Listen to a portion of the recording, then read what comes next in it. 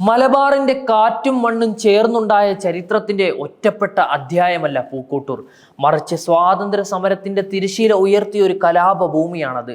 ഗ്രാമത്തിന്റെ നടുവിൽ അഭിമാനത്തോടെ നിലകൊള്ളുന്ന പൂക്കോട്ടൂർ പള്ളിമുക്ക് വലിയ ജുമാപ്പള്ളി പതിറ്റാണ്ടുകൾക്ക് മുൻപ് പ്രാർത്ഥനയ്ക്കും ആത്മീയതയ്ക്കും മാത്രമല്ല, അധിനിവേശത്തിനെതിരെ കലാപത്തിന്റെ മുഴക്കം വിളിച്ചുണർത്തിയ കേന്ദ്രവുമായിരുന്നു.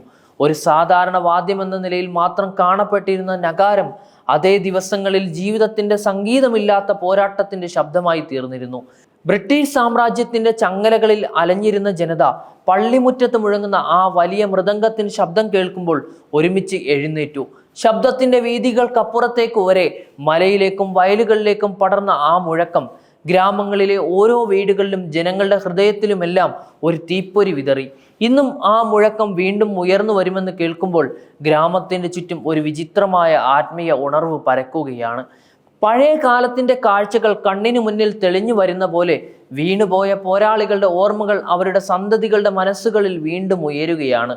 പഴയ കാലത്ത് പള്ളികളിൽ നിന്ന് മുഴങ്ങുന്ന നഗാരത്തിന്റെ മുഴക്കം ബാങ്കിന്റെ സമയത്തെ അറിയിക്കാനായിരിക്കും, ഗ്രാമത്തിലെ പ്രധാന പ്രഖ്യാപനങ്ങളെ അറിയിക്കാനായിരിക്കും. പക്ഷേ 1921 മാപ്പിള കലാപത്തിന്റെ ദിവസങ്ങളിൽ ആ മുഴക്കം ഒരു പുതിയ അർത്ഥം നേടി. അതൊരു മതവാദ്യമോ സാധാരണ പ്രഖ്യാപന ഉപകരണമോ ആയിരുന്നില്ല, മറിച്ച് അധിനിവേശത്തിനെതിരെ ഉയർന്ന കലാപത്തിന്റെ കാഹളമായിരുന്നു. പൂക്കോട്ടൂരിന്റെ പള്ളിമുറ്റത്ത് നിന്ന് മുഴങ്ങിയ ആ ശബ്ദം മൈലുകൾ അകലെയുള്ള ജനങ്ങളെ പോലും ഉണർത്തുകയുണ്ടായി. ഗ്രാമത്തിന്റെ വഴികളിലൂടെ, വയലുകളിലൂടെ, മലകളിലൂടെ ആ മുഴക്കം പടർന്നപ്പോൾ ദാസ്യത്തിന്റെ ഉറക്കത്തിൽ കിടന്നിരുന്ന ജനത ഒരുമിച്ച് കണ്ണു തുറക്കുകയായിരുന്നു. അവരുടെ മനസ്സിൽ ഉണ്ടായിരുന്ന വിഷാദവും അടിച്ചമർത്തലുകളും ഒരുമിച്ച് ഒരു മഹാ കൊടുങ്കാറ്റായി പൊട്ടിത്തെറിച്ചു.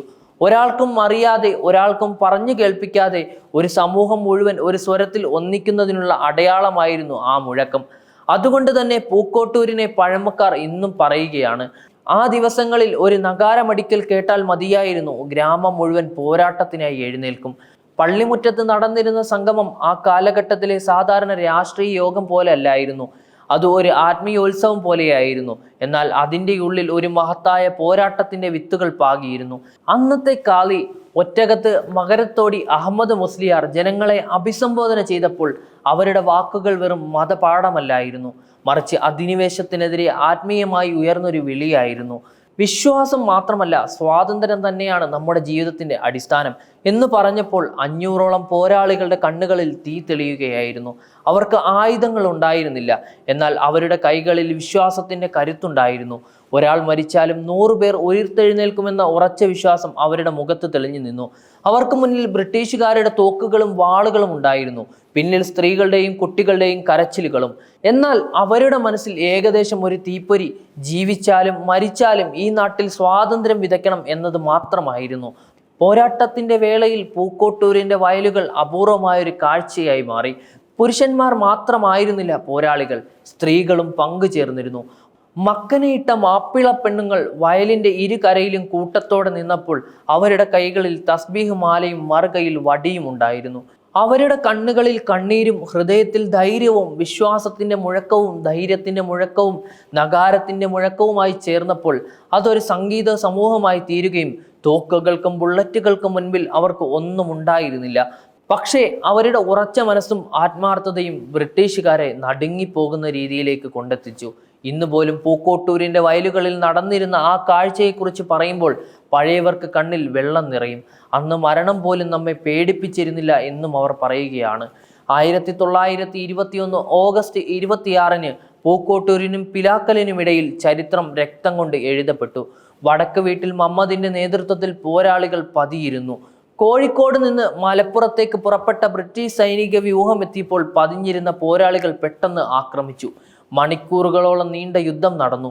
തോക്കിന്റെ മുഴക്കം, കരച്ചിൽ, വിളിച്ചുണർത്തുന്ന മുദ്രാവാക്യങ്ങൾ, പള്ളിമുറ്റത്ത് നിന്ന് നഗാരത്തിന്റെ മുഴക്കം എല്ലാം ചേർന്ന് ഒരു വിചിത്രമായ സംഗീതം പോലെ ഭൂമിയിൽ മുഴങ്ങുകയായിരുന്നു. ആ പോരാട്ടത്തിൽ 250ഓളം പോരാളികൾ രക്തസാക്ഷികളായി വീണു. ഓരോന്നിനും പേരുകൾ ചരിത്രത്തിന്റെ പുസ്തകങ്ങളിൽ ഇല്ലായിരിക്കും, പക്ഷേ ഓരോരുത്തരും സ്വാതന്ത്ര്യത്തിന്റെ വിത്ത് വിതച്ചവരാണ്. ബ്രിട്ടീഷുകാരും വലിയ നഷ്ടം നേരിട്ടിരുന്നു. 70ഓളം സൈനികരെ കാണാതായി. ഭൂമിയിൽ വീണ രക്തം മണ്ണിന്റെ നിറം മാറ്റി. പോരാട്ടത്തിന്റെ വാർത്തകൾ ദൂരങ്ങളിലേക്ക് പടർന്നപ്പോൾ ബ്രിട്ടീഷുകാരുടെ മനസ്സിൽ ഭീതി വന്നു. അവരുടെ തന്നെ സേനാ ഉപനായകൻ ഗദ്ബർ ബക്സ്റ്റൺ ലങ്സ്റ്റർ പൂക്കോട്ടൂരിൽ നിന്ന് മടങ്ങുന്നതിനിടയിൽ ഗറില്ല ആക്രമണത്തിൽ കൊല്ലപ്പെട്ടത് സാമ്രാജ്യത്തിന്റെ അഹങ്കാരത്തെ നടുങ്ങിപ്പിക്കുന്ന ഒരു ഓർമ്മയായിരുന്നു. സാധാരണക്കാരുടെ ഇടയിൽ നിന്നുയർന്ന പോരാളികൾ പോലും സേനയെ ചെറുക്കാൻ കഴിയുന്നുവെന്ന തിരിച്ചറിവ് അവരുടെ മനസ്സിൽ ആഴത്തിൽ പേടി വിതറി. പൂക്കോട്ടൂർ പോരാട്ടം വെറും ഒരു കലാപമല്ല, മറിച്ച് സാമ്രാജ്യത്തിന്റെ വേരുകളിലേക്ക് ഇടിച്ചു കയറിയ ഒരു കൊടുങ്കാറ്റായിരുന്നു. കാലം കടന്നുപോയപ്പോൾ പള്ളിമുറ്റത്ത് മുഴങ്ങിയിരുന്ന ആ നഗാരത്തിന്റെ ശരീരവും കാലത്തിന്റെ അടയാളങ്ങൾ ഏറ്റുവാങ്ങി. തോൽ പൊട്ടുകയും ചാട്ടിയും മറ്റു ഭാഗങ്ങളും ദ്രവിക്കുകയും ചെയ്തു. എന്നാൽ ഗ്രാമത്തിലെ ജനങ്ങൾക്കും പള്ളി കമ്മിറ്റി അംഗങ്ങൾക്കും അറിയാമായിരുന്നു, അത് വെറും ഒരു വാദ്യമല്ല, മറിച്ച് ഒരു ചരിത്രത്തിന്റെ ഹൃദയമിടിപ്പ് തന്നെയാണ്. അതുകൊണ്ട് തന്നെ അവർ അത് സംരക്ഷിക്കുകയും ചെയ്തു. പൂക്കോട്ടൂർ സ്വദേശിയും പ്രശസ്ത തബലവാദകനുമായ അബ്ദുൽ ഗഫൂർ തൻ്റെ കരകൗശലവും കലാപ്രതിഭയും ചേർത്ത് ആ ഉപകരണത്തെ വീണ്ടും ജീവിപ്പിക്കുകയാണിപ്പോൾ. തോലും ചാട്ടിയും പുതുതായി കെട്ടിയെങ്കിലും നഗാരത്തിന്റെ ഹൃദയമായ മുരട് തടി മാറ്റാതെ സൂക്ഷിക്കുകയാണ്. പോളിഷ് ചെയ്ത ആ തടി ഇന്നും പഴയ മുഴക്കം പോലെ മുഴങ്ങാൻ ഒരുങ്ങിയിരിക്കുന്നു. ഇന്ന് വർഷങ്ങൾ പിന്നിട്ടിട്ടും പൂക്കോട്ടൂരിന്റെ മണ്ണിൽ വീണവരുടെ രക്തത്തിന്റെ നിറം ഗ്രാമത്തിന്റെ മനസ്സിൽ അലിഞ്ഞു ചേർന്നിട്ടുണ്ട്. പള്ളി കമ്മിറ്റി തീരുമാനിച്ചത് പുതുക്കിയ നഗാരൻ പള്ളിമുറ്റത്ത് സ്ഥാപിക്കാനാണ്. വീണ്ടും മുഴങ്ങുന്ന ആ മുഴക്കം കേൾക്കുമ്പോൾ പൂക്കോട്ടൂരിന്റെ തെരുവുകളിൽ വീണ ധീരന്മാരുടെ ആത്മാവ് സന്തോഷത്തോടെ തലോടുകയും ചെയ്യും. അത് വെറും ഒരു സംഗീതമല്ല, മറിച്ച് ഒരു സ്വാതന്ത്ര്യത്തിന്റെ വില മനസ്സിലാക്കി കൊടുക്കുന്ന ഒരു പ്രബോധനമാണ്. വരും തലമുറകൾക്ക് അത് പറയുന്ന സന്ദേശം ഒരേ ഒന്നാണ്: ഇത് നമ്മുടെ രക്തത്തിന്റെ വില കൊണ്ട് നേടിയ സ്വാതന്ത്ര്യത്തിന്റെ മുഴക്കമാണെന്ന്.